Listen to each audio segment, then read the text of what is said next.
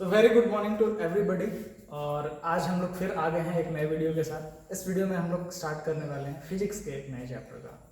अभी तक हमने जितने भी वीडियोस बनाए हैं उसमें मैथमेटिक्स के कॉन्सेप्ट को हमने डील किया है। क्लास 11th हो या क्लास 12th हो, हमने कुछ कुछ वीडियो जरूर डाले हैं। और इस वीडियो में क्लास 12 में चलते हैं हम लोग फिजिक्स की तरफ। तो आपको पता ही है, बहुत सारे बच्चे डरते रहते हैं कि फिजिक्स का सर डेरिवेशन नहीं समझ में आ रहा है, बहुत सारी प्रॉब्लम है।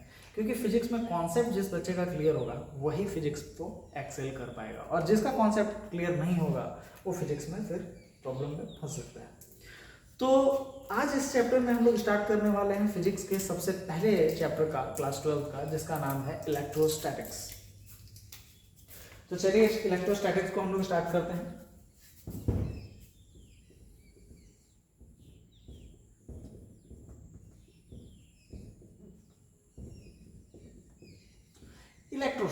इलेक्ट्रोस्टैटिक्स क्या होता है? देखिए, इलेक्ट्रोस्टैटिक्स दो वर्ड से मिलकर बना है। एक वर्ड है आपका इलेक्ट्रो, और दूसरा वर्ड है आपका स्टैटिक्स। इलेक्ट्रो का मतलब होता है जहां पे इलेक्ट्रिसिटी से जुड़ी बातें होंगी, इलेक्ट्रिसिटी। और इलेक्ट्रिसिटी किसे कहते हैं? फ्लो ऑफ चार्जेस को इलेक्ट्रिसिटी कहते हैं। फ्लो ऑफ चार्जेस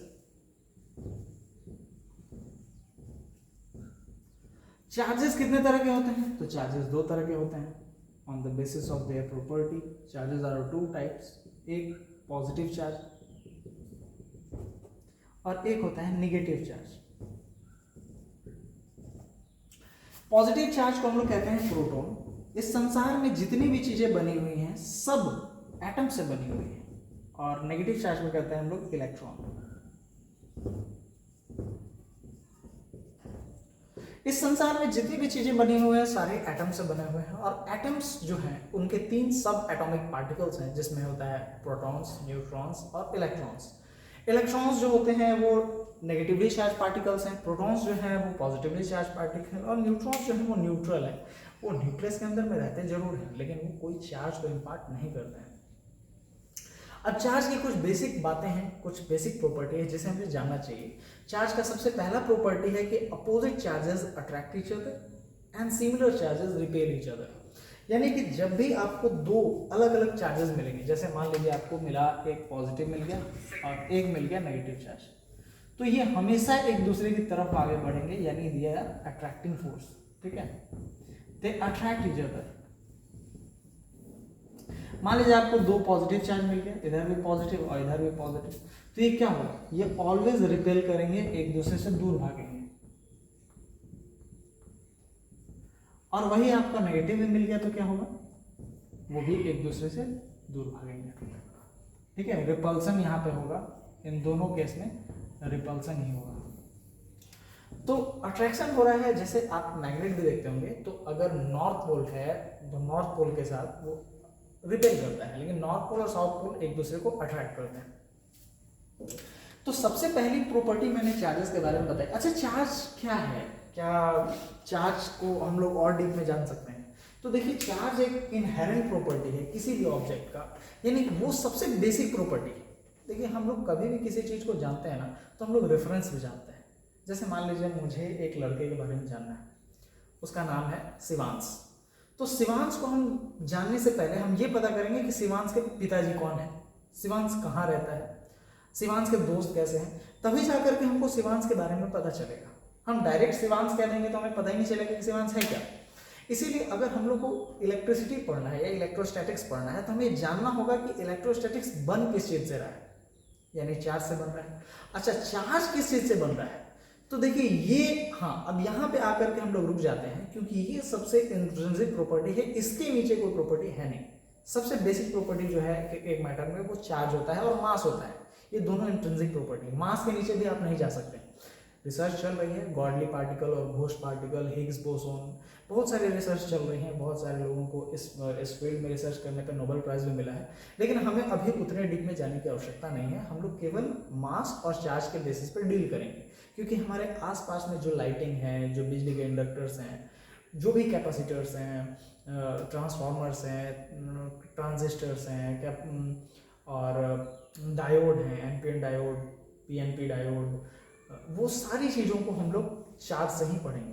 देखिए इलेक्ट्रिसिटी जो है वो एक बहुत बड़ी खोज है, क्योंकि इस संसार में आज हम लोग जितने भी प्रोग्रेस करें, चाहे वो ट्रांसपोर्टेशन के फॉर्म में, चाहे वो कम्युनिकेशन के फॉर्म में, चाहे हम लोग इंटरनेट के फॉर्म में, वो सारी चीज़ें पॉसिबल तभी हुई हैं जब हम लोग करंट को फ्लो करवा पा रहे हैं या करंट को प्रोड्यूस कर पा रहे हैं।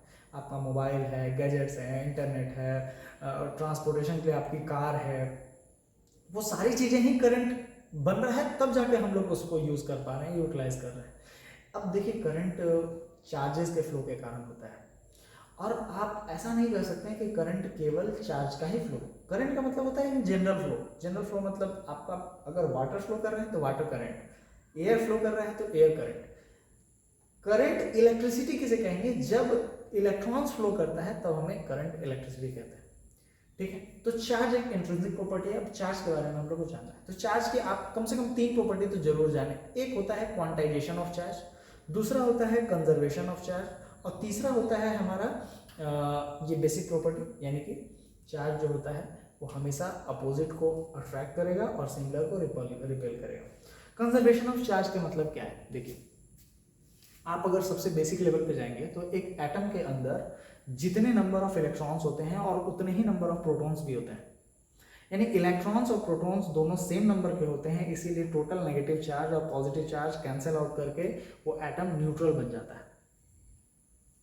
हाँ, लेकिन कई बार वो एटम चार्ज भी हो जाता है। क्यों होता है? जब उसे एनर्जी दी जाती है तो इलेक्ट्रॉन जो है वो अपने ऑर्बिटल को छोड़ करके हायर एनर्जी स्टेट में चले जाते हैं और इलेक्ट्रॉन एटम को से दूर चले जाते हैं। एटम से दूर गए तो यानी देखिए प्रोटॉन तो न्यूक्लियस के अंदर ट्रैप्ड है, वो तो कहीं जा नहीं सकता, इलेक्ट्रॉन जा सकते हैं। तो इलेक्ट्रॉन गए तो हम हो गए पॉजिटिव, और इलेक्ट्रॉन मान लीजिए कहीं और जगह से आ गए तो हम क्या हो गए?